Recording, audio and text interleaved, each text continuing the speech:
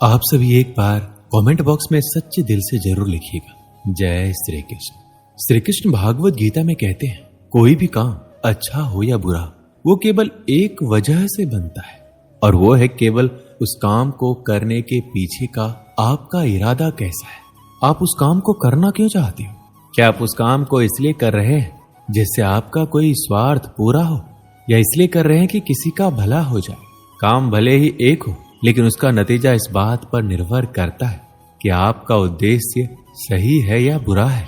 महाभारत के युद्ध में पांडव भी युद्ध कर रहे थे और कौरव भी युद्ध कर रहे थे, लेकिन दोनों के उद्देश्य बिल्कुल विपरीत थे।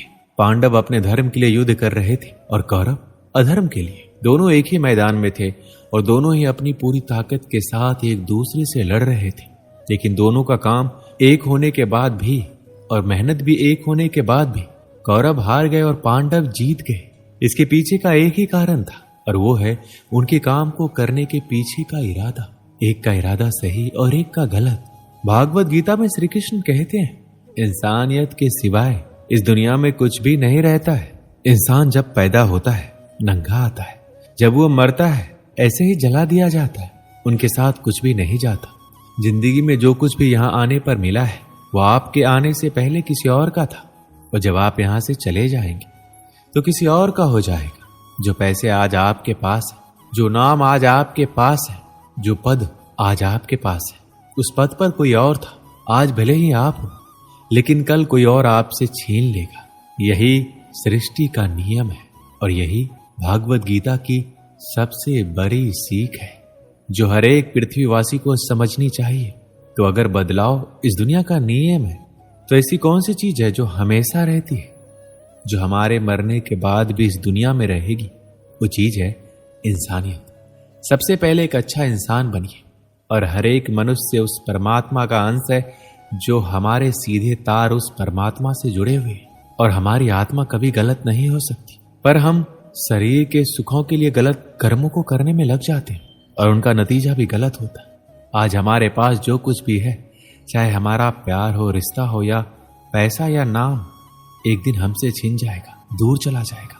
श्री कृष्ण कहते हैं, हम लगातार किसी न किसी तरह के शोर से घिरे हुए रहते हैं। ये हमारे शारीरिक और मानसिक स्वास्थ्य पर बोझ डाल सकते हैं। ऐसे में कुछ वक्त चुपचाप रहकर खुद के साथ समय बिताइए। यह आपके स्वास्थ्य के लिए फायदेमंद है। क्या हम हर समय शोर शराबा के बीच नहीं रहते? लगातार लोगों की बकबक, बाहर गाड़ियों का शोर, तेज म्यूजिक की आवाज, तेज संगीत की आवाज, ये सब हमारे तनाव का कारण है और हमारी नींद को बाधित करते हैं। मगर क्या हम कुछ देर के लिए इन सब से दूर नहीं रह सकते? जी हाँ, हम खुद के साथ वक्त बिताकर और कुछ देर सिर्फ अपने विचारों के साथ शांति का आनंद ले सकते हैं। इंसान के सभी दुखों का कारण बोलना ही तो है, क्योंकि आवश्यकता से अधिक बोलना ही दुखों का कारण बनता है। इसलिए कम बोलिए, सटीक बोलिए, मधुर बोलिए, और सबसे जरूरी, जितनी आवश्यकता हो उतना ही बोलिए। वाणी बोलना ही नहीं, बल्कि मौन में भी शक्ति होती है। यही कारण है कि धर्मों में मौन को बहुत महत्व दिया गया है। सेहत से मौन का गहरा संबंध है, और इससे मानसिक शांति मिलती है। मौन से विचारों में एकाग्रता आती है और रचनात्मकता बढ़ती है। इसलिए जितने भी साधु संत तपस्वी हुए, सबने मौन रहकर और ध्यान लगाकर इस संसार में गुप्त ज्ञानों को प्राप्त किया है। हमारे जीवन में एक नहीं बल्कि बहुत सारे दुखों का कारण बोलना ही है, क्योंकि हमारी समस्या यही है कि हम चुप नहीं रह सकते, हमेशा कुछ ना कुछ बोलते ही रहते, और आपके बोलने के कारण ही आधे से ज्यादा दुख निर्मित होते हैं। परिवार में कलह, कलेश का कारण हमारा बोलना ही होता है।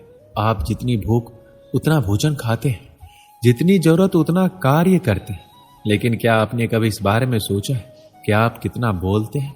क्या आप उतना ही बोलते हैं जितनी आवश्यकता है, या अनावश्यक ही सारे दिन बोलते हैं? इस बारे में कभी अकेले बैठकर जरूर सोचिए कि आज आपने दिन भर में कितना बोला, क्या बोला, और सबसे जरूरी क्यों बोला। इनमें से कितनी बातें जरूरी थी, कितनी अनावश्यक। श्री कृष्ण कहते हैं, माफ करना महान व्यक्ति की निशानी है। इस दुनिया में सबसे हिम्मत वाले और सबसे ज्यादा ताकत वाले इंसान वो होते हैं जो माफ करना जानते हैं। और एक बार जरा सोच कर देखिए, भगवान की कौन सी चीज भगवान बनाती है? श्री भागवत गीता में भगवान श्री कृष्ण कहते हैं, चाहे वो कितना भी पापी इंसान क्यों ना हो, लेकिन अगर वो अपने बुरे कर्मों को करना छोड़कर अच्छे कर्म करना शुरू कर दे तो उसको वो अपना लेते हैं। यानी कि भगवान इस पूरी सृष्टि के मालिक होकर भी इतने नेक दिल हैं और उनके दिल में सबके लिए जगह है और उनके लिए सब समान है। माफ करना महान व्यक्ति की निशानी है और माफ वही कर सकता है जो सामने वाले के किसी ना किसी नजरिए से बड़ा हो। किसी के गलती होने पर उस पर नाराज होना, उस पर गुस्सा होना बहुत आसान काम है और ये कोई भी इंसान कर सकता है। लेकिन हिम्मत वाले इंसान गलती करने वाले इंसान को माफ करके उसको एक मौका दे सकता है। श्री कृष्ण कहते हैं सच्चाई और अच्छाई को कभी हराया नहीं जा सकता, ना कभी छुपाया जा सकता है। इसलिए सच कहने और अच्छे कर्मों को करने से कभी मत डरिए। सच्चाई और सूरज को ज्यादा देर तक छिपाया नहीं जा सकता। एक समय आने पर इनको दुनिया के सामने आना ही पड़ता है। आप उनको सामने आने से नहीं रोक सकते। इसलिए अगर आज आप ऐसा कोई काम कर रहे हैं जो गलत है, जिसमें झूठ है, तो आपको उस काम को तत्काल ही छोड़ देना चाहिए, क्योंकि किसी ना किसी दिन आपकी सच्चाई दुनिया के सामने जरूर आएगी। भगवान श्री कृष्ण कहते हैं हमें सिर्फ कर्म करने का अधिकार है, फल के बारे में ना सोचें। आपको काम करने की छूट है, लेकिन अपने आप को उस काम में होने वाली जीत और हार में खुद को बांध करके नहीं रखना चाहिए। ये एकमात्र ऐसी चीज है जो अगर इंसान समझ ले तो उसका 100% दुख समाप्त हो सकता है और वो बिना किसी परेशानी के मेहनत कर सकते हैं। ऐसी कोई मंजिल नहीं रह जाएगी इस दुनिया में जिसे वो हासिल नहीं कर सके।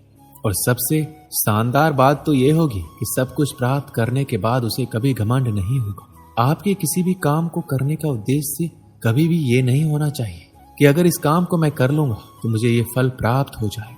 अक्सर ये होता है कि हम मेहनत तो बहुत करते हैं, लेकिन उस मेहनत से ज्यादा हमारे मन में चिंता होती है, इच्छा होती है। हर वक्त हम ये सोचते हैं कि मैं इतना मेहनत कर रहा हूं, मुझे सफलता क्यों नहीं मिली, मुझे सफलता मिलनी चाहिए। अगर आप उस काम में सफल नहीं हुए तो कोई और इंसान तो इस काम में जरूर सफल हुआ होगा, क्योंकि उसने आपसे ज्यादा मेहनत की होगी, लेकिन वो सफलता उसको ना मिलकर आपको मिल जाती तो उसके साथ कहीं ना कहीं अन्याय हो जाता। इसलिए उसने आपसे ज्यादा मेहनत की है और उसके कर्म भी आपसे ज्यादा संघर्षशील रहे हैं। जिस दिन आपका कर्म ज्यादा संघर्षशील बन जाएगा उस दिन आपकी सफलता आपकी हो जाएगी। एक बार की बात है, एक छोटे से गांव में एक युवक रहता था जो जीवन में सफल होने के लिए हमेशा कड़ी मेहनत करता था। उसके दिनचर्या में सिर्फ एक ही चीज थी, कठिन परिश्रम। युवक का मानना था कि अगर वह दिन रात मेहनत करेगा तो एक दिन उसे सफलता अवश्य मिलेगी।